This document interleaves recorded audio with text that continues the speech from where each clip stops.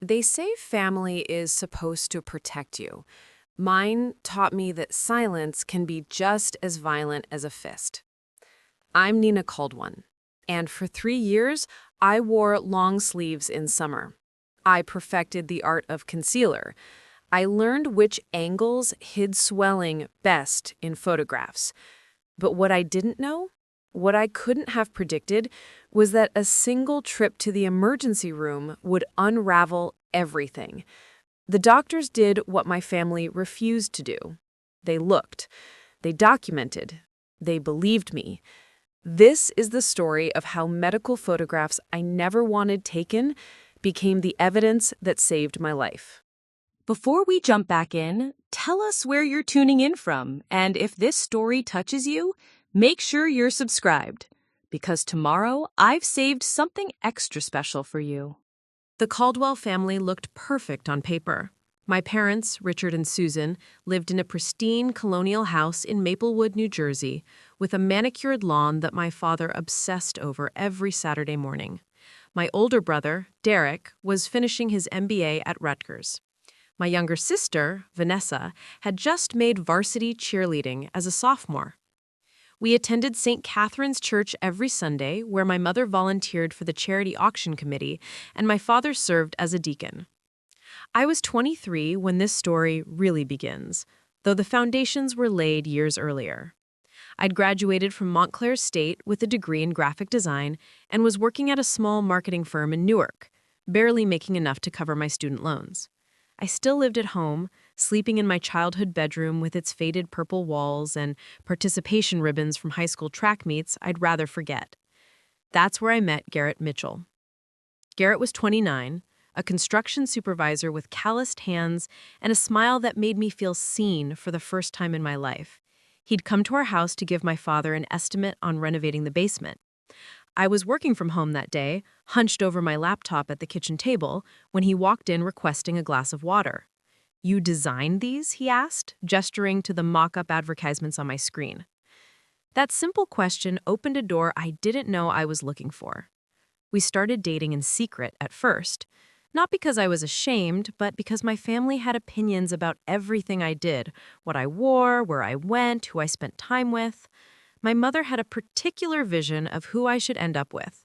Someone from our church, someone with a college degree, someone whose family she could mention at her book club meetings without embarrassment. Garrett was none of those things. He'd grown up in foster care, bouncing between homes in Newark and Patterson. He'd gotten his GED while working full-time at a warehouse. He'd built his career through sheer determination, working his way up from laborer to supervisor by age 27. His story was one of survival and grit. Qualities my family claimed to admire, but only when they came wrapped in the right packaging.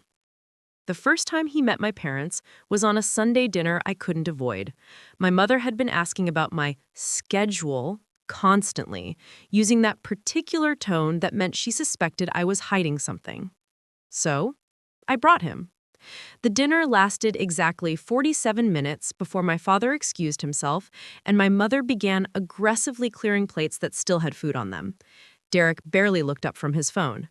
Vanessa asked Garrett if he ever thought about going to college with the innocent cruelty only a 16-year-old could muster. That night, my mother knocked on my bedroom door.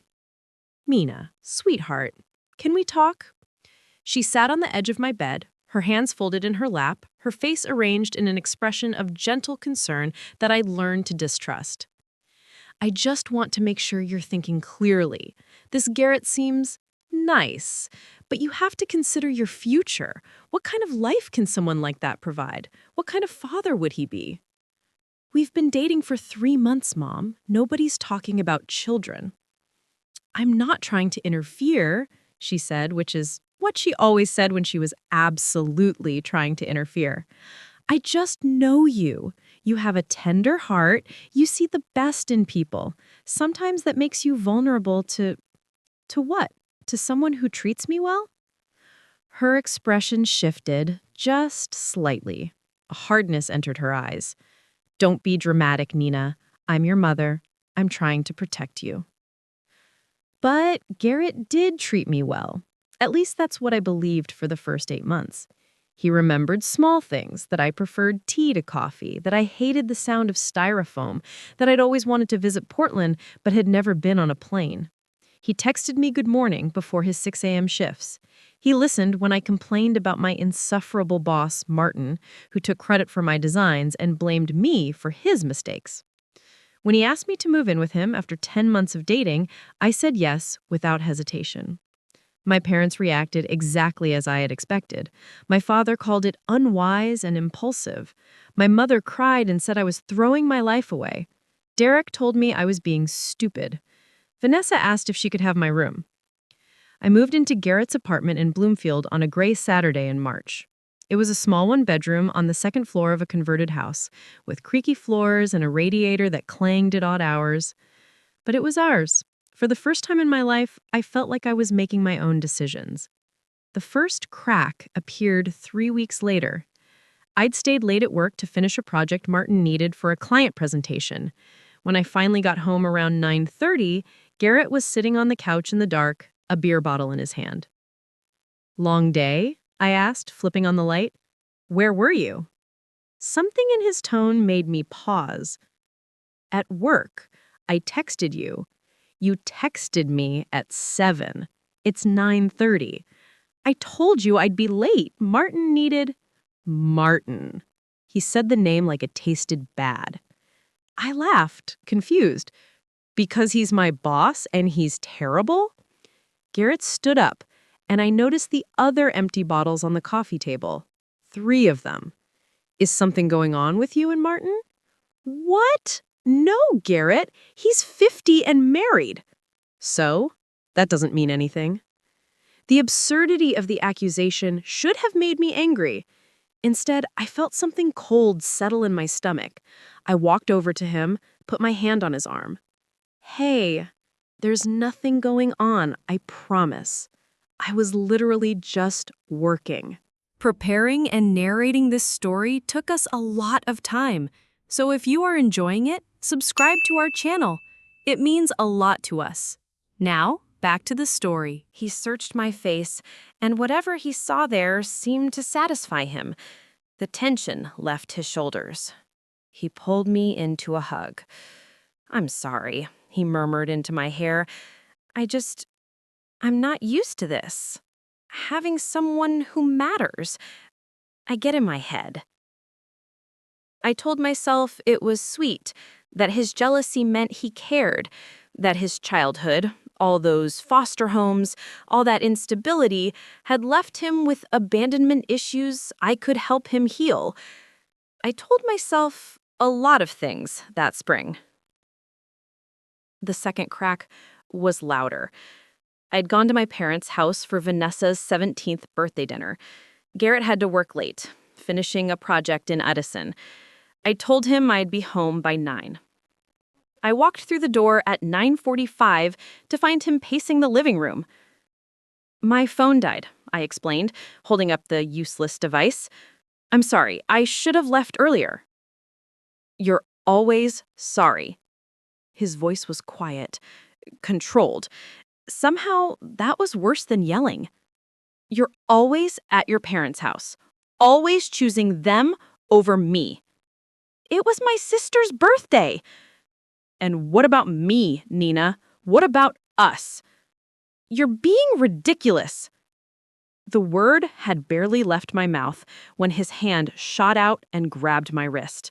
Not hard enough to hurt, but firm enough to scare me. "Don't call me ridiculous." We stood there frozen, his fingers wrapped around my wrist, my heart hammering. Then he let go, stepped back, ran his hands through his hair. "God, I'm sorry. I don't know what's wrong with me. When you're not here, I think about you leaving. I think about ending up alone again."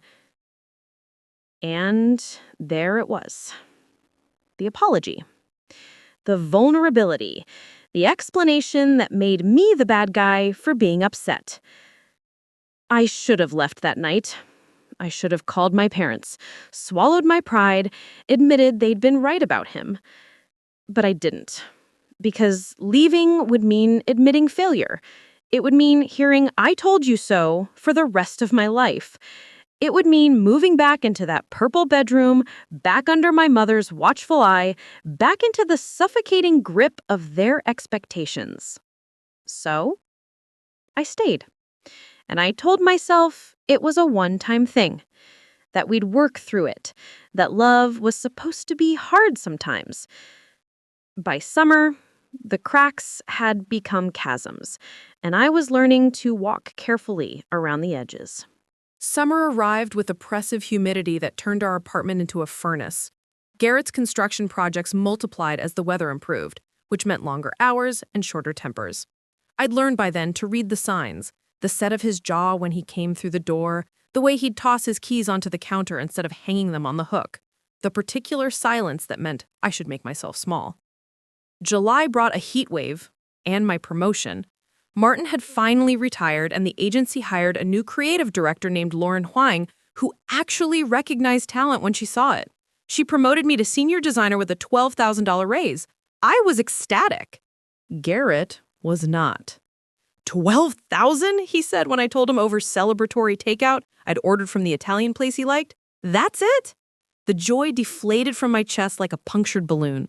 It's a significant increase for, you've been doing Martin's job for 2 years. They should have given you his salary. He wasn't wrong, but the way he said it, like my accomplishment was actually evidence of my failure, made the pasta taste like cardboard in my mouth. I'm still happy about it, I said quietly. Yeah, sure. Be happy about them taking advantage of you. He went to bed early. I threw away the mostly full containers of food and cried in the bathroom with the shower running so he wouldn't hear. The physical violence started small.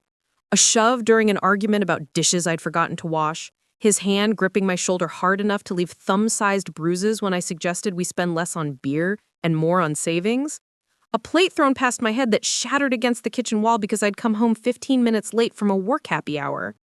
Each incident was followed by apologies, by explanations, by promises it would never happen again, accompanied by flowers or my favorite coffee, or, once, a kitten he'd found behind his work site. We named her Pepper, and she became my constant companion while I worked on design projects in the evenings. By August, I was wearing cardigans in 90-degree weather. My family noticed, of course, but not in the way you'd hope. I met my mother for lunch at a cafe in Montclair on a Saturday afternoon. She'd been texting me for weeks, complaining that I never visited anymore, that I'd abandoned them for Garrett. The guilt had finally worn me down.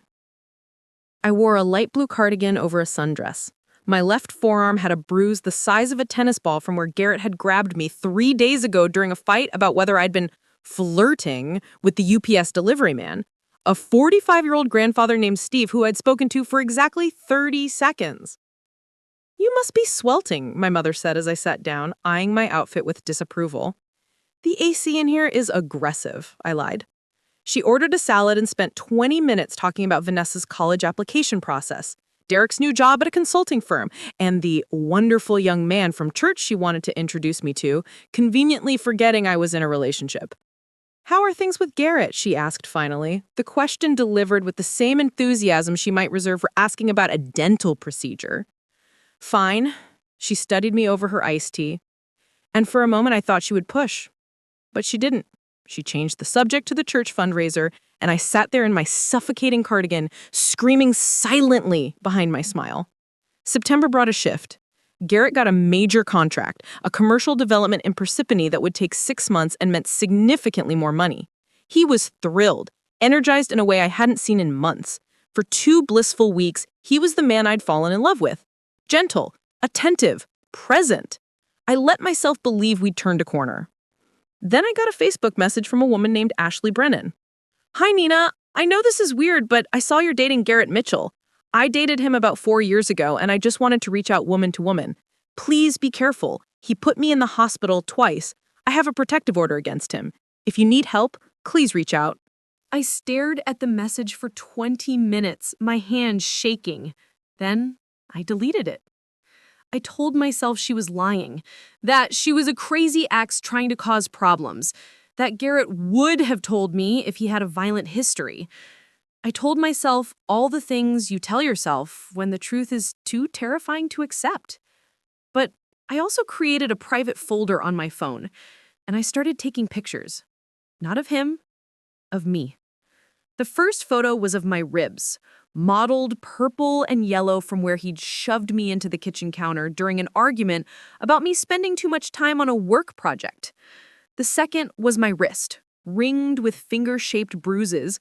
The third was my neck, where his hand had pressed during a conversation about why I smiled at a waiter. I didn't know why I was documenting them. I had no plan. But some survival instinct I didn't know I possessed was building a record. October 23rd changed everything. Garrett came home from the Persephone site in a rage. The project was behind schedule. The developer was threatening to pull funding. His foreman had quit unexpectedly. Nothing was my fault, but I was there, and I was convenient. The arguments started over nothing. I'd bought the wrong brand of coffee. It escalated rapidly. He accused me of being stupid, wasteful, disrespectful. I tried to leave the room, which he'd told me 100 times was running away from our problems. He grabbed my arm. I pulled away. He grabbed harder. I tried to twist free, and that's when he backhanded me across the face. I fell, cracking my head against the edge of our coffee table. The world went white, then red, then dark around the edges. When my vision cleared, Garrett was standing over me, his face pale. "Nina, oh God, Nina, I'm sorry, I didn't mean..." I couldn't hear him over the ringing in my ears.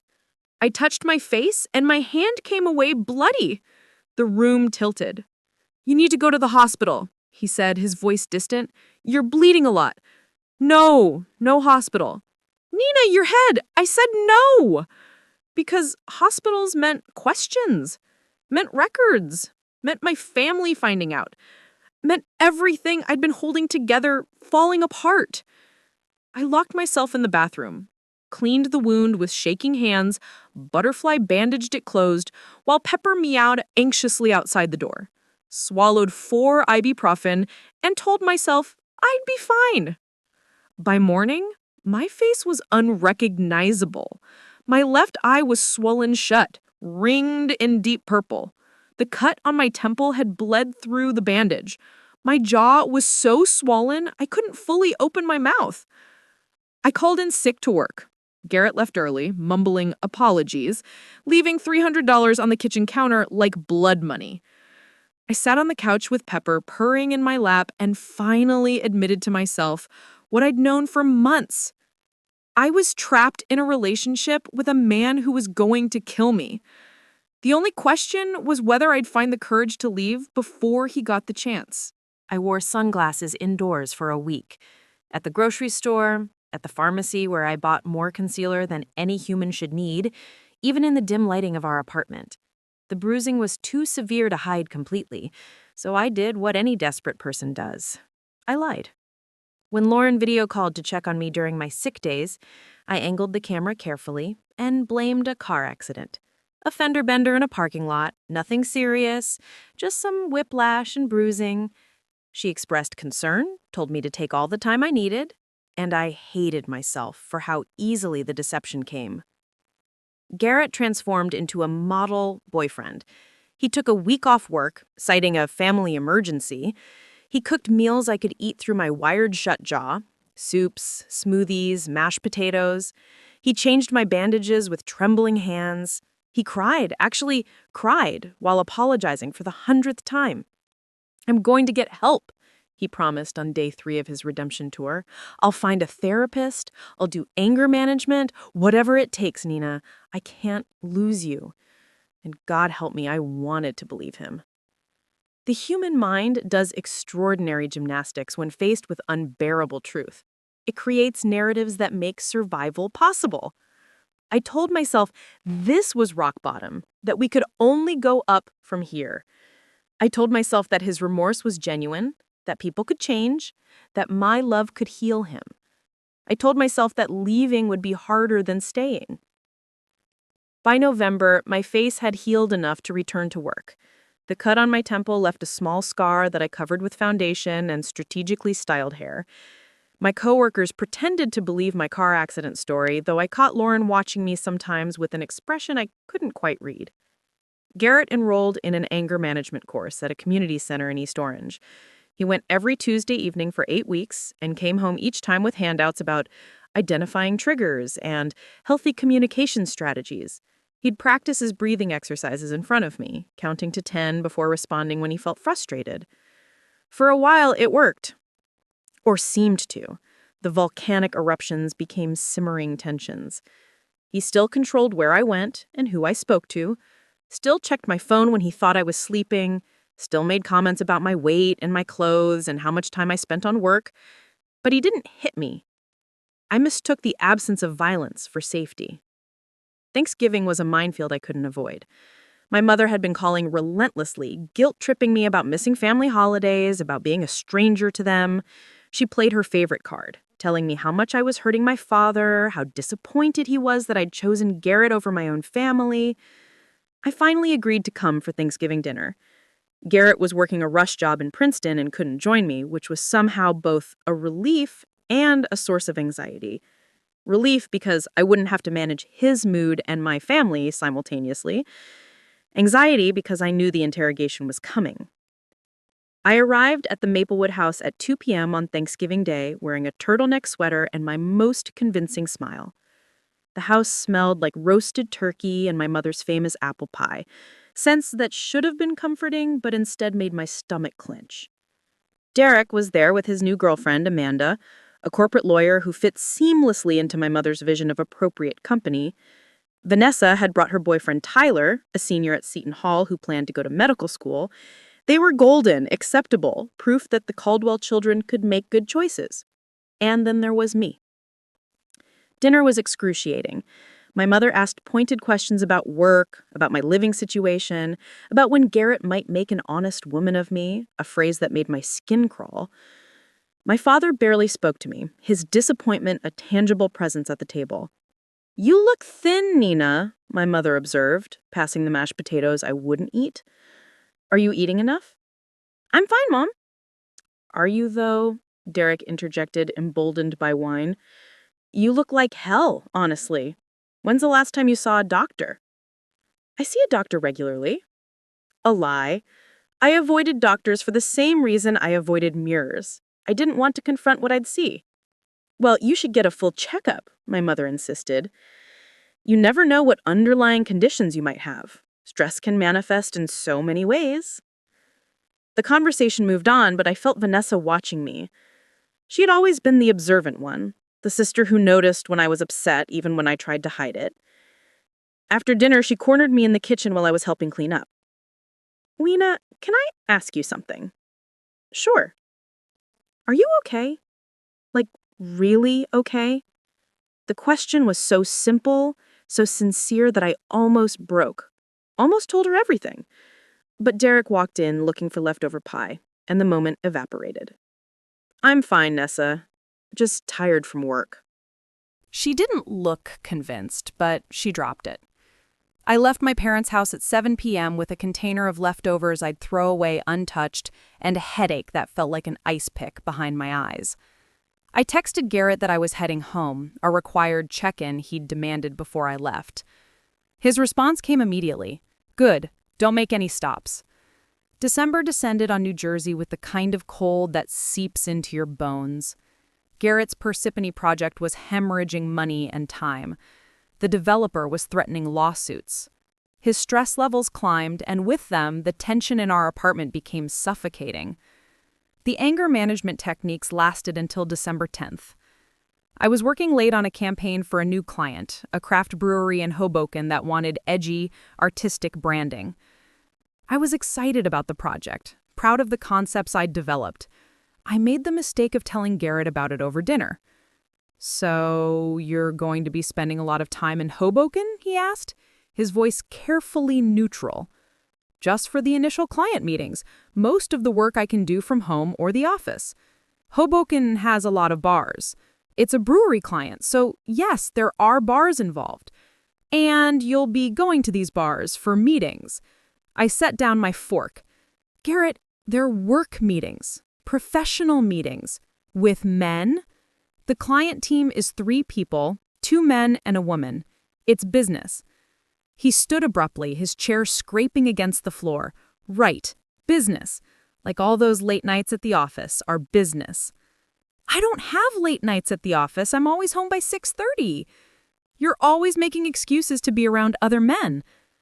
The argument accelerated with nauseating familiarity. His accusations became wilder. I was cheating. I was looking for opportunities to cheat. I didn't respect him. I thought I was better than him now that I had my promotion. Nothing I said penetrated the fortress of his paranoia. When I tried to walk away, he grabbed my wrist and twisted. Not hard enough to break anything, but hard enough that I gasped. He released me immediately, breathing hard, his face flushed. I'm sorry. I didn't mean... You promised. You said you were getting help. I am getting help, but you keep pushing me. He stopped himself, ran his hands through his hair, employed the breathing technique from his anger management class. 10 seconds of controlled breathing while I stood there cradling my wrist. I think we need space tonight, I said quietly. I'm going to sleep on the couch. He didn't argue. I lay awake on our uncomfortable couch with Pepper curled against my chest, listening to Garrett move around in the bedroom. At some point, I heard him leave, the apartment door closing softly. He didn't come back until 4 a.m., and when he did, he reeked of alcohol. The pattern was reasserting itself. I could feel it like a tide pulling me under. All the therapy, all the promises, all the breathing exercises, they were just a thin veneer over the same violence. Temporarily papered over but never actually resolved. I pulled out my phone in the darkness and opened the hidden folder of photos. 37 images now, a visual catalog of what love had cost me. I added a new photo of my wrist, already darkening where his fingers had gripped. 38. I didn't know yet that I was creating evidence. I thought I was just remembering, making sure I wouldn't forget during the inevitable apology cycle that would begin in the morning. But sometimes documentation becomes salvation, even when you don't intend it to, especially then. Christmas came and went in a blur of forced smiles and gift exchanges that felt like performances. Garrett bought me an expensive necklace I never wore. I bought him tools he didn't need. We pretended we were fine while the foundation crumbled beneath our feet. January brought bitter cold and a new development that shattered what remained of my denial. I discovered I was pregnant. The test sat on the bathroom counter for 20 minutes while I stared at it, 2 pink lines that represented a future I couldn't fathom. I was on birth control, had been meticulous about it, but nothing is 100%. The pharmacist's voice echoed in my head from years ago. Antibiotics can interfere with effectiveness. I'd had a sinus infection in November, had taken a Z-Pack, had never made the connection until now. I couldn't tell Garrett. The thought of bringing a child into our toxic apartment, of being permanently tied to him, of raising a baby in an environment where violence simmered beneath every interaction, it was unthinkable. I called the only person I could think of who might help without judgment. My college roommate, Zara Patel, who'd moved to Philadelphia after graduation. We'd kept in touch sporadically, but she'd always been the friend who asked real questions and accepted honest answers. Nina, oh my God, I was just thinking about you. How are you? I broke down immediately, told her everything. The abuse, the pregnancy, the feeling of being trapped in a nightmare I'd created through my own poor choices. You need to come to Philadelphia, she said without hesitation. Pack a bag and come stay with me. We'll figure this out. I can't just leave. He'll what? Come find you? That's what restraining orders are for. You don't understand. Your family doesn't have to live your life, Nina. You do. But leaving required resources I didn't have. Garrett controlled our finances. My paychecks went into our joint account, and he monitored every transaction. I had maybe $300 in an old savings account from college that he didn't know about, not enough to start over. I made an appointment at a women's health clinic in Newark for the following week. I told Garrett I had a dentist appointment. I took the bus because using our car would show up on his GPS tracking app. Yes, he'd installed one of those months ago, presented as a safety measure. The clinic was warm and professional. The counselor, a woman named Patricia with graying eyes, walked me through my options without pressure: abortion, adoption, parenting. Each path felt impossible for different reasons. "Do you have support at home?" Patricia asked. I must have hesitated too long because her expression shifted. "Are you safe, Nina?" The question cracked something open inside me. I started crying, ugly sobs that I couldn't control. Patricia handed me tissues and waited patiently. "No," I finally admitted. "I'm not safe." She gave me pamphlets: domestic violence hotlines, emergency shelters, legal aid services. I took them all and stuffed them deep in my purse, terrified Garrett would find them during one of his routine searches through my belongings. I made an appointment at a women's health clinic in Newark for the following week. I told Garrett I had a dentist appointment. I took the bus because using our car would show up on his GPS tracking app. Yes, he'd installed one of those months ago, presented as a safety measure. The night before the scheduled appointment, everything imploded. Garrett came home from work in a mood I'd learned to recognize as dangerous. The Parsippany project had officially collapsed. The developer had pulled out. Garrett's company was facing lawsuits. He'd likely be laid off within weeks. He'd been drinking. I could smell it on him when he walked through the door at 9 p.m. "We need to talk," he announced. I was sitting on the couch with my laptop, working on designs for the brewery client. Pepper was asleep on my lap. I carefully moved her aside and closed the computer. He paced. That was always a bad sign. The pacing meant his thoughts were spiraling, that he was working himself up to something. "I think you're cheating on me." "Not this again." "Garrett, we've been over this 1,000 times. With someone from work. That's why you're always on your laptop, always working late on projects." "I work from home in front of you. You can see exactly what I'm doing." "You could be deleting messages, hiding things." "I'm not hiding anything." The lie tasted bitter. I was hiding everything: the pregnancy, the clinic appointment, the pamphlets in my purse, the escape plan that was slowly forming in my mind, the folder of photos on my phone that had grown to 53 images. "Show me your phone." "Garrett, show me your goddamn phone, Nina!" He was shouting now. Pepper bolted from the room. I felt my heart rate spike, that familiar flood of adrenaline that came with his rages. "Fine, here." I handed him my phone, praying he wouldn't find the hidden folder, wouldn't scroll far enough back in my messages to see the conversation with Zara, wouldn't check my calendar and see the clinic appointment labeled vaguely as medical appointment. He scrolled through everything: my texts, my emails, my social media messages, looking for evidence of a betrayal that didn't exist, while ignoring the evidence of his own abuse that I'd carefully documented. Who's Zara? My blood froze. She's my college roommate. You've met her. Why are you talking to her about options?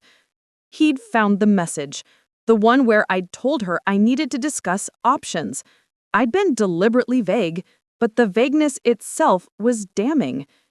She's having career trouble. She asked for advice about job options. Another lie. I was becoming fluent in them. Garrett stared at me, and I saw the exact moment he decided not to believe me. His jaw clenched. His eyes went cold. He threw my phone across the room where it hit the wall and shattered. "You think I'm stupid? You think I don't know when you're lying?" "I'm not." He grabbed me by the throat. It wasn't like the other times. This was different. His hand closed around my windpipe and squeezed. The world started to gray at the edges. I clawed at his hand, unable to scream, unable to breathe. Then, just as suddenly, he released me. I collapsed onto the couch, gasping, coughing, my throat on fire. Garrett stared at his own hands like they belonged to someone else. Oh God, Nina, I didn't mean... I wasn't trying to... But he had meant to. That was the truth neither of us could deny anymore. He had put his hands around my throat and squeezed with the intent to hurt me, maybe even to kill me. I ran to the bathroom and locked the door, looked at my reflection in the mirror. My throat was already showing red marks that would bloom into purple bruises, handprint-shaped, unmistakable. Garrett pounded on the door, apologizing, begging me to come out, promising it would never happen again. But I finally understood something I should have known months ago. It would always happen again. This was who he was, not the charming man I'd fallen in love with, not the remorseful boyfriend who bought flowers and made promises. This violent, controlling man who would eventually kill me if I stayed. I stayed in the bathroom until I heard him leave the apartment. Then I came out, found my shattered phone, and by some miracle got it working enough to make one call. Zara, I need help. I need to leave tonight. I'm getting in my car right now. Pack whatever you can carry. I'll be there in 2 hours. I threw clothes into a duffel bag, grabbed my laptop, my documents, my cat. I looked around the apartment one last time at this place that had become my prison. Then I walked out the door and didn't look back. I didn't know then that leaving was just the beginning, that Garrett wouldn't simply let me go, that the most dangerous time in an abusive relationship is when you try to escape. But I was about to learn. Zara's apartment in Philadelphia's Fishtown neighborhood was small but felt like a palace. She lived on the 3rd floor of a converted warehouse with exposed brick walls and large windows that let in actual sunlight, something I'd forgotten existed. Her roommate, Marcus, was a graphic novelist who worked night shifts at a hospital and slept during the day, so he barely registered my sudden appearance. "You can stay as long as you need," Zara said, setting up an air mattress in her bedroom. "Seriously, weeks, months, whatever." I slept for 14 hours that first night. When I woke up, Pepper was curled against my stomach, and Zara was sitting in her armchair with coffee, watching me with concern. "How's your throat?" I touched it gingerly. The bruises had fully developed overnight, a perfect handprint in purple and yellow. "It hurts." "You need to document that. Take photos, today while it's still fresh." She was right, but the thought of adding another image to my collection made me nauseous. Still, I pulled out my cracked phone and took several pictures from different angles. The front camera showed my face, hollow-eyed and haunted, framed by that grotesque necklace of bruises. 57 photos now. "Have you thought about filing a police report?" Zara asked carefully. "I don't know. I need to think." What I needed was to sleep without fear, to eat a meal without calculating whether it would trigger an interrogation, to exist without constantly monitoring someone else's mood. The clinic appointment was in 3 days. I'd missed it by leaving, but Zara helped me find a clinic in Philadelphia and scheduled a new one. This time, I went through with the procedure. It was the right choice for me, though I grieved in ways I hadn't expected. Zara held my hand through all of it, asked no questions, simply existed as a steady presence. Garrett started calling on day 2. My phone rang 63 times that day. I didn't answer.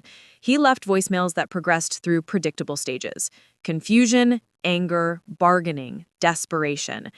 He texted hundreds of messages: apologies, threats, promises, accusations. "You can't just leave without talking to me. Nina, please, I love you. We can work this out. You're making a huge mistake. You'll regret this. Where the fuck are you? Answer your phone. I'm sorry. I'm so sorry. Please come home. If you don't call me back, I'm filing a missing persons report." I blocked his number on day 3. The silence was both relieving and terrifying. On day 5, he showed up at my parents' house. My mother called me, her voice tight with barely controlled fury. "Nina Marie Caldwell, what is going on? Garrett just came here looking for you. He's extremely upset. He says you abandoned him without explanation. Mom, I can't talk about this right now. You absolutely can talk about this. He's sitting in our living room in tears, Nina. Whatever argument you two had, this is not how mature adults handle conflict. The irony of her lecturing me about maturity while I was hiding in Philadelphia with strangulation bruises on my throat was almost funny. Almost. Did you tell him where I am? Of course not. I don't know where you are. You won't tell me anything. Good. Don't tell him. Please, Mom, I'm asking you not to tell him if you find out. Nina, you're being dramatic. Garrett seems like a man who made a mistake and wants to apologize. The least you can do is... I hung up. Then I turned off my phone completely. Zara was watching from the kitchen doorway. Your family doesn't know? They know I left. They don't know why. Maybe you should tell them. They won't believe me, or they'll make it my fault somehow. But Zara's words planted a seed. That evening, I wrote an email to my parents, a long, detailed account of everything that had happened, the escalating abuse, the controlling behavior, the violence, the strangulation. I attached 3 photos, the October head injury, the December wrist bruises, and the handprint on my throat. I stared at the draft for an hour before hitting send. My mother's response came 90 minutes later. Nina, I don't know what to say. I had no idea things were this bad. But are you certain you're not exaggerating? Garrett seemed so sincere when he was here. I'm not saying you're lying, but sometimes perspective can be skewed when we're emotional. Have you considered couples counseling? Your father and I think you should at least hear him out before making any permanent decisions. Love requires work and forgiveness. I read it 3 times. Then I deleted it. My father didn't respond at all. Derek sent a text. Mom told me what's going on. That's rough. Let me know if you need anything. Vanessa called. I answered because she was the only one who might actually understand. Nina, are you okay? Mom showed me the email and I... Jesus, Nina! Why didn't you tell someone? I'm telling you now. Where are you? Are you safe? I'm with Zara and Philly. I'm safe. Good. Stay there. Don't come back to Jersey until... She paused. Have you talked to a lawyer? I hadn't. The thought of legal proceedings felt overwhelming, like adding another mountain to climb when I was already exhausted from escaping the first one. Not yet. You should. Seriously. What he did? That's assault, Nina. You have evidence. You could press charges. Could I? Should I? The photos existed, but would they be enough? Would anyone believe me? Would I have to face him in court, relive everything while he sat there with his lawyer, painting me as a vindictive ex? The thought made me want to vomit. I'll think about it, I told Vanessa. Over the next 2 weeks, I built a new routine in Philadelphia. I worked remotely from Zara's apartment, telling Lauren I was dealing with a family emergency and needed flexibility. She granted it without question, which made me wonder if she'd suspected more than she'd ever said. The brewery project was thriving. The client loved my designs. I threw myself into work because it was the one area of my life where I had control, where my efforts produced visible results, where no one screamed at me or questioned my competence. Zara helped me open a new bank account in my name only. I changed all my passwords. I got a new phone number. Small steps toward reclaiming autonomy. But Garrett wasn't giving up. He started calling my work line. Lauren forwarded me a message. A Garrett Mitchell called looking for you. Said it was urgent. I told him I couldn't give out personal information about employees. Just wanted you to know. He showed up at my parents' house twice more. My mother reported each visit with increasing annoyance. Not at him for harassing them, but at me for creating this situation. He found my Instagram account and created fake profiles to send me messages. I miss you. Please talk to me. You're ruining my life. I documented everything. Screenshots, dates, times, a new folder on my new phone, separate from the injury photos, but equally important. Then, 3 weeks after I'd left, Zara came home from her marketing job looking shaken. Don't freak out, but there was a guy watching our building today. Tall, brown hair, construction jacket. He was sitting in a truck across the street when I left for work this morning, and he was still there when I came home for lunch. My blood turned to ice. Did you get a plate number? I took a picture.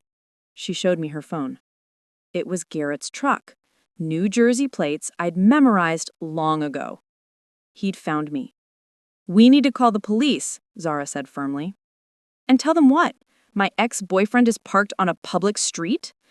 That your ex-boyfriend who strangled you is stalking you across state lines? She was right. I knew she was right. But calling the police meant making everything official. It meant reports and statements and possibly coming face-to-face with Garrett in some official capacity. It meant admitting that leaving hadn't solved the problem. It had only changed the battlefield. That night, Garrett texted my new number. I still don't know how he got it. I know you're in Philadelphia. I know you're with Zara. I'm not leaving until you talk to me. We need to fix this, Nina. You can't just throw away what we have. What we had was a collection of bruises and a folder of evidence. What we had was my stolen peace of mind and his unchecked violence. I finally did what I should have done weeks ago. I called the police. The Philadelphia Police Department's 26 district stations smelled like burnt coffee and institutional cleaning products. I sat across from Officer Melissa Torres, a woman in her 40s with kind eyes and a no-nonsense demeanor that immediately put me at ease. Zara sat beside me, her hand gripping mine under the table. "Walk me through everything from the beginning," Officer Torres said, her pen poised over a legal pad. So I did. 3 years condensed into 40 minutes. The isolation, the escalating control, the physical violence, the strangulation, the escape, the stalking. I showed her the photos on my phone, all 57 of them, plus the screenshots of Garrett's messages and the picture Zara had taken of his truck. Officer Torres's expression remained professional throughout, but I saw her jaw tighten when I showed her the handprint bruises on my throat. "This is substantial evidence," she said carefully. "The strangulation alone is a serious felony in both Pennsylvania and New Jersey. The stalking across state lines could potentially involve federal jurisdiction." What does that mean? It means you have options. You can file for a protection from abuse order here in Pennsylvania. Given that the abuse occurred in New Jersey, you could also pursue charges there. The stalking component opens up additional legal avenues. My head was spinning. "I just want him to leave me alone." "I understand. Let's start with the PFA. It's a civil order that will legally prohibit him from contacting you, coming near you, or your residence. If he violates it, he can be arrested immediately." She walked me through the paperwork, pages and pages of forms asking for details I'd tried to forget. Dates, locations, descriptions of incidents. I filled them out with shaking hands while Officer Torres made calls to verify Garrett's truck parked outside Zara's building. Units are headed there now. They'll document his presence and inform him that he's being reported for stalking. That should send a clear message. Should. The word hung in the air like a question mark. The PFA hearing was scheduled for 1 week out. In the meantime, Officer Torres connected me with a victim advocate named Sharon Kim, who worked for a local domestic violence organization called Women Against Abuse. Sharon met me at a coffee shop in Center City the next morning. She was younger than I expected, maybe early 30s, with bright blue hair and multiple ear piercings. She carried a leather messenger bag stuffed with folders and pamphlets. "First thing you need to know is that none of this is your fault. I know people have probably already told you that, but I'm going to keep saying it until you believe it." I nodded, not trusting my voice. "Second thing, the legal system can be re-traumatizing. Judges sometimes don't understand domestic violence dynamics. You might face questions that feel like victim blaming. I'll be there to support you, but I want you prepared." She outlined the process. The PFA hearing would be in family court. I'd have to testify about the abuse. Garrett would be present, allowed to cross-examine me or have his lawyer do it. The judge would determine if the order was warranted. "What if the judge doesn't grant it?" I asked. "Based on what you've told me and the evidence you have, that's unlikely. But if it happens, we have other options. Criminal charges for the assault and strangulation, stalking charges. We can pursue multiple legal avenues simultaneously. Over the next week, Sharon became my lifeline. She helped me prepare testimony. She connected me with a free legal clinic that assigned me a lawyer named Robert Chen, a soft-spoken man who specialized in domestic violence cases. She checked in daily to make sure I was eating, sleeping, holding together. Garrett, meanwhile, had escalated again. After the police confronted him outside Zara's building, he'd left, but the messages intensified. He created new email addresses after I blocked the old ones. He sent letters to Zara's apartment, long, rambling manifestos about how much he loved me, how I'd misunderstood everything, and how we were meant to be together. You're breaking my heart, Nina. After everything we've been through, you're just giving up. I made mistakes, yes, but I'm getting help. I'm going to therapy. I'm doing the work. Don't you think I deserve a second chance? Don't you think what we had was worth fighting for? The letters made my skin crawl. They demonstrated exactly the distorted thinking Sharon had warned me about. The belief that his feelings entitled him to my presence, that love justified violence, that his rehabilitation was my responsibility. I saved every letter, added them to the evidence file. My family's response remained frustratingly mixed. Vanessa called regularly, checking on me, offering support. Derek sent occasional texts that were supportive in theory, but vague in practice. My mother continued to suggest I was overreacting and that everyone has problems in relationships. My father still hadn't acknowledged the situation at all beyond telling my mother he didn't want to get involved.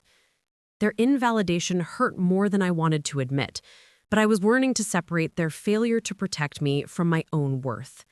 Their disbelief didn't make my trauma less real. The night before the PFA hearing, I couldn't sleep. Zara sat up with me and we watched terrible reality TV until 3 in the morning while Pepper purred between us. "You're going to be okay," Zara said. "Whatever happens tomorrow, you're going to be okay." I wanted to believe her. The courthouse was intimidating. All marble floors and high ceilings and the weight of institutional authority. Robert Chen met me outside the courtroom, briefcase in hand, looking far more confident than I felt. "Remember," he said, "stick to the facts. Don't minimize. Don't make excuses for him. Just tell the truth." Sharon arrived moments later with her bright hair and steady presence. "You've got this," she said simply. Then Garrett walked in with his lawyer. I hadn't seen him in 5 weeks. He looked thinner, haggard, like he hadn't been sleeping. He wore a suit I'd never seen before, probably borrowed or bought specifically for this. His eyes found mine across the lobby, and the look in them made my stomach drop, a mixture of longing and rage that I knew too well. His lawyer, a sharp-dressed woman named Patricia Vanderbilt, immediately approached Robert. "My client would like to speak with Miss Caldwell before the hearing." "Absolutely not," Robert said firmly. "He simply wants to apologize, to see if we can resolve this without court intervention." The answer is no. Any communication can go through me. We were called into the courtroom. Judge Harold Martinez presided, a man in his 60s with gray hair and wire-rimmed glasses. He reviewed the petition I'd filed, his expression neutral. "Ms. Caldwell, you're seeking a protection from abuse order against Mr. Garrett Mitchell. Please approach and be sworn in." My legs felt weak as I walked to the witness stand. I placed my hand on the Bible and swore to tell the truth. Then I began to speak. I told Judge Martinez about the escalating control, the isolation from friends and family, the first time Garrett shoved me, the injuries that followed. I described the October incident when I hit my head on the coffee table, the December choking, the strangulation in January that finally drove me to flee. Robert presented the photos methodically, pulled them up on a laptop screen for the judge to see. 57 images of bruises, cuts, swelling. The progression of violence documented in painful detail. Judge Martinez's face remained carefully neutral, but I saw him pause on the photo of the handprint on my throat. "Ms. Caldwell, did you seek medical attention for this injury?" "No, Your Honor, I was afraid." "Afraid of what?" "Afraid that getting medical documentation would make it real, that I'd have to admit what was happening, that my family would find out and say it was my fault for staying." It was the most honest I'd been with anyone, including myself. Patricia Vanderbilt stood for cross-examination.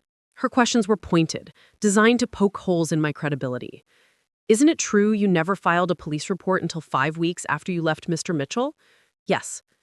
And isn't it true you continued living with him for months after the first alleged incident? Yes. Doesn't that suggest the situation wasn't as dangerous as you're now claiming? Robert objected. Counsel is mischaracterizing typical domestic violence dynamics. Sustained. Judge Martinez said, Ms. Vanderbilt, I'm familiar with abuse patterns. Move on. She tried different angles. Suggested I'd fabricated injuries, implied I was vengeful because Garrett had ended the relationship, questioned why I hadn't sought help sooner if things were really so bad. I answered each question as honestly as I could, feeling stripped bare under her interrogation. Then it was Garrett's turn to testify. He denied everything, called me unstable, said I'd threatened to ruin his reputation if he tried to break up with me, claimed the photos were from accidents or rough sex I'd consented to, painted himself as the victim of a vindictive ex-girlfriend. I sat there listening to him rewrite our history, feeling Sharon's hand on my shoulder keeping me grounded. Judge Martinez listened to everything, reviewed the evidence again, asked pointed questions about the timeline and the medical details visible in the photos. Finally, he spoke. I'm granting the protection from abuse order for a period of 3 years. The 3-year protection order felt both like a victory and a piece of paper. Judge Martinez had been clear in his ruling. Garrett was prohibited from any contact with me, direct or indirect. He couldn't come within 500 feet of me, my residence, or my workplace. He couldn't call, text, email, or communicate through third parties. Violating the order would result in immediate arrest. As we left the courthouse, Robert Chen pulled me aside. I want you to understand something important. This order is a tool, but it's not a guarantee of safety. Some abusers respect them. Others see them as a challenge. You need to remain vigilant. His words proved prophetic faster than I'd anticipated. 2 days after the hearing, Garrett violated the order. He showed up at my parents' house in Maplewood at 7 a.m, pounding on the door and demanding they tell him where I was. My father, finally roused to action by the disturbance in his precious neighborhood, called the police. Garrett was arrested in their driveway, still shouting about how I'd ruined his life and how he just wanted to talk. Officer Torres called to inform me. He's being held on contempt charges for violating the PFA. This is actually good for your case. It demonstrates the pattern of behavior and his unwillingness to comply with court orders. The prosecutor in New Jersey, a woman named Diana Reeves, contacted me the following week. She'd reviewed my case file, including all the photographic evidence, the documented stalking, and now the PFA violation. Ms. Caldwell, I'd like to pursue criminal charges against Mr. Mitchell for aggravated assault, strangulation, stalking, and harassment. The evidence you've compiled is some of the most comprehensive I've seen in a domestic violence case. The photographs I'd taken in desperation, never imagining they'd serve a legal purpose, had become the foundation of a criminal prosecution. What does that mean for me? I asked. It means you'll need to testify at trial. It means reliving these experiences in front of a jury. It won't be easy. But it also means holding him accountable and potentially preventing him from doing this to someone else. I thought about Ashley Brennan, the woman who'd messaged me on Facebook warning me about Garrett. I thought about how I deleted her message, chosen denial over truth. I thought about the next woman who might not be as lucky as I was, who might not escape. I'll testify, I said. The criminal proceedings moved slowly, as legal matters do. Garrett was released on bail with conditions that mirrored the PFA: no contact, no proximity. He was fitted with an electronic monitoring ankle bracelet that would alert authorities if he came near me. In the meantime, I began the harder work of rebuilding my life. Sharon connected me with a trauma therapist in Philadelphia named Dr. Yolanda Hughes, a Black woman in her 50s who specialized in intimate partner violence. Our first session, I sat on her comfortable couch and cried for 45 minutes straight. "That's good," Dr. Hughes said, handing me tissues. "You've been surviving. Now you get to feel." Therapy was excruciating and necessary. We worked through like guilt about staying, my shame about not recognizing the warning signs sooner, my anger at my family's failure to support me. We unpacked the ways Garrett had systematically dismantled my sense of self-worth and how I could begin rebuilding it. Abuse works by making you doubt your own perception of reality. He convinced you that his violence was your fault, that his jealousy was love, that his control was care. Recovery means learning to trust yourself again. Slowly, painfully, I began to do just that. I found my own apartment in Philadelphia's Manayunk neighborhood, a studio with large windows and a landlord who didn't ask questions when I explained I needed extra security measures. Zara helped me move in, and we spent a weekend painting the walls a soft sage green, erasing the blankness and making it mine. Work became a source of healing. The brewery project led to more clients.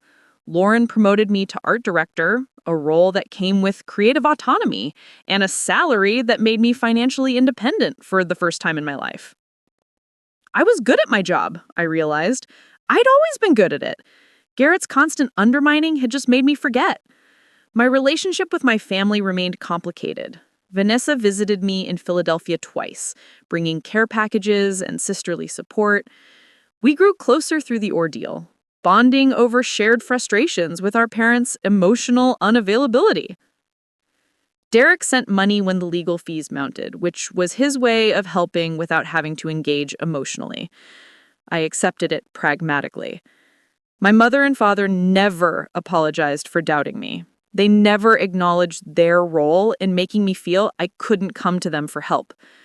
But after Garrett's arrest at their house, something shifted. My mother stopped suggesting reconciliation. My father started asking, awkwardly, if I needed anything. It wasn't enough, but it was something. The criminal trial took place 11 months after I'd fled Bloomfield. I sat in a New Jersey courtroom, facing Garrett once again, and told my story to 12 strangers. Diana Reeves presented the evidence methodically, 57 photographs, medical expert testimony about strangulation injuries, character witnesses including Ashley Brennan, who'd also been victimized by Garrett years earlier. The defense tried the same tactics Patricia Vanderbilt had used in the PFA hearing, suggested I was lying, claimed the relationship had been mutually toxic, attempted to paint me as a jilted lover seeking revenge. But the photographs were irrefutable. The medical experts confirmed that injuries like mine couldn't be self-inflicted or accidental. The pattern of escalation was textbook domestic violence. The jury deliberated for 6 hours. Guilty on all counts. Judge Sarah Mitchell, no relation to Garrett, sentenced him to 5 years in prison with mandatory domestic violence intervention programming. He'd be eligible for parole after 3 years, but the conviction would follow him forever. As they led him away in handcuffs, Garrett looked at me one last time. I'd expected to see rage or hatred. Instead, I saw something that looked like incomprehension, as if he genuinely couldn't understand how his actions had led to this consequence. That's when I finally understood. He would never see himself as the villain of this story. And that was okay. I didn't need his acknowledgement. I had my truth, my evidence, and my freedom. Outside the courthouse, Diana Reeves shook my hand. You did an incredibly brave thing. Most victims never get this far. I had help, I said, thinking of Zara, Sharon, Dr. Hughes, Robert Chen, and everyone else who'd formed a safety net I didn't know I could ask for. 2 years have passed since that verdict. I'm 27 years old, still living in Philadelphia, still working as an art director. I've adopted another cat to keep Pepper company, an orange tabby I named Justice, which Zara says is too on the nose, but I don't care. I've started volunteering with Women Against Abuse, helping other survivors navigate the legal system. I share my story when it helps. I listen when it's needed. I show them my folder of photographs, now a teaching tool rather than a source of shame, and I tell them that documentation matters, that their truth matters, that they matter. I've been on a few dates, nothing serious yet. Dr. Hughes says I'm still learning to recognize green flags after years of normalizing red ones. That's okay. I'm in no rush. My relationship with my family will probably always be imperfect. We have Sunday dinners sometimes, careful conversations that avoid the deepest wounds. Vanessa and I are close. Derek tries. My parents remain emotionally limited but physically present, which is perhaps the best they can offer. I've learned that healing isn't linear. Some days I'm strong and confident, proud of how far I've come. Other days I see a construction truck and my heart races. I hear a voice that sounds like Garrett's and freeze. I wake up from nightmares where I'm back in that Bloomfield apartment, trapped. But those days are getting rarer. People sometimes ask me why I stayed as long as I did, why I didn't leave after the first shove, the first threat, the first bruise. They don't understand that leaving is a process, not an event. That abuse works by eroding your sense of self until you can't remember who you were before. That family dysfunction can make you accept treatment you should never tolerate. That love and fear can coexist in ways that paralyze you. I don't owe anyone an explanation for my survival strategy. I did what I had to do to stay alive until I could escape. What I want people to understand is this. If you're documenting injuries, if you're taking photos you hope you'll never need, if you're reading this and seeing yourself in my story, those photos might save your life. That evidence might be the difference between being believed and being dismissed. Medical documentation, police reports, photographs, screenshots, journals, they all matter. They transform private abuse into public record. They make the invisible visible. My bruises faded, the photographs didn't. And when the time came, those images spoke louder than any denial, any excuse, any manipulation. They told a truth I'd been too afraid to speak for years. If you're in an abusive relationship, please know it's not your fault. You deserve safety. You deserve belief. And somewhere there are people ready to help you. You just have to reach out. I'm living proof that escape is possible, that justice is achievable, that life on the other side of abuse is worth fighting for. My name is Nina Caldwell. I survived. And if you're reading this, you can too. Up next, you've got 2 more standout stories right on your screen. If this one hits the mark, you won't want to pass these up. Just click and check them out. And don't forget to like, subscribe, and turn on the notification bell so you don't miss any upload from us.